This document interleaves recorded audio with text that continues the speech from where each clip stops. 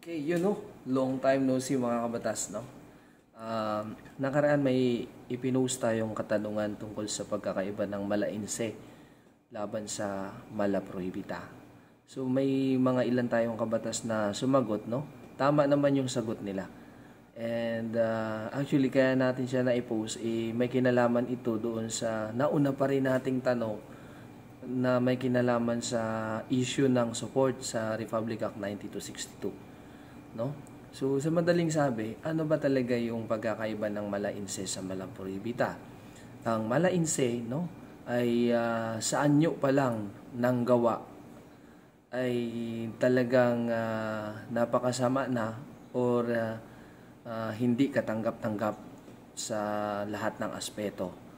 Samantalang ang mala prohibita ay kung ay isang gawa kung saan ito ay nagiging labag lamang sa batas dahil sa nagpasa ang Kongreso ng isang batas para ipagbawal ang nasabing gawa.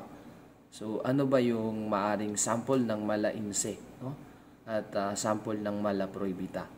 Sa malainse, ang maaring maging sample ay kaso ng pagpatay, no? Murder, homicide.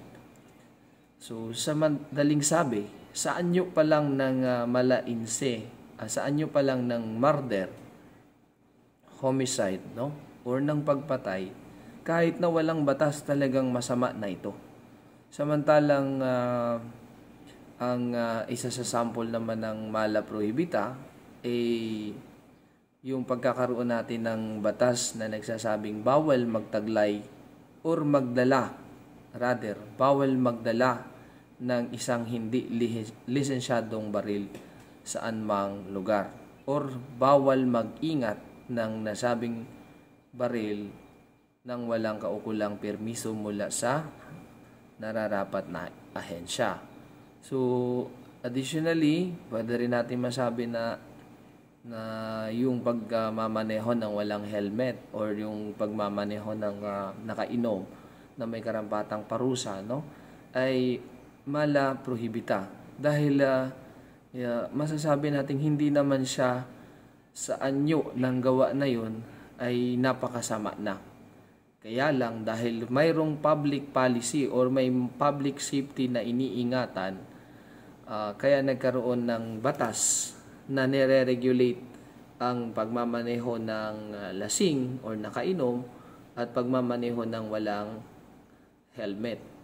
So sa madaling sabi, na ipasa yung batas at naglalagay ng parusa at nagsasabi na ito ay illegal o bawal dahil sa mayroon itong pinoproteksyonan or may ilayunin. So usually yun yung mga sample ng distinction ng malainse sa mala prohibita. Pero higit sa lahat, tulad ng nabanggit natin, ang isa sa importanteng pagkakaiba niya is yung malainse pagdating sa gawa, no? Sa isang paglabag ay kinakailangan ng intensyon, no? So ibig sabihin kailangan ng criminal intent. Samantalang sa mala prohibita, kailangan lang napatunayan na mayroong batas na nagbabawal ng isang gawa na yun para ito'y maparusahan. So mayroong intent, freedom, intelligence doon sa malainse na mga violasyon. Samantalang sa mala prohibita, hindi necessary kailangan yung tinatawag na criminal intent at mapatunayan lamang na mayroong isang batas na nagbabawal sa isang gawa ay sapat na